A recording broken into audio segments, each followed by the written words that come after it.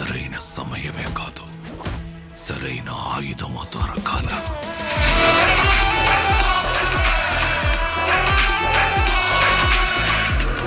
ఎప్పుడు చూడు పిల్లతనం పిరికితనం వాడుతూ ఎట్టాగే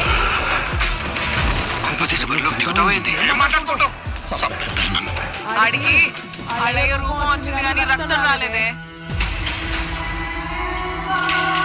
పని మీద పోయినోడైతే పదకొండు ఇంటికి వస్తాడు.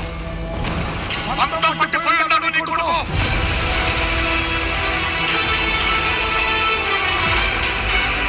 దేవరాసంలో మీకు 2 ఏళ్ళు గడిచిపోయి ఉన్నాయి.